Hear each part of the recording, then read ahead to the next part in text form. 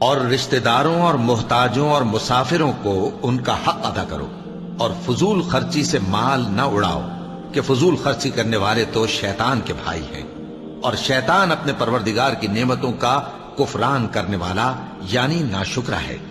اور اگر تم اپنے پروردگار کی رحمت یعنی فراخ دستی کے انتظار میں، جس کی تمہیں امید ہو، ان مستحقین کی طرف توجہ نہ کر سکو تو ان سے نرمی سے بات کہہ دیا کرو،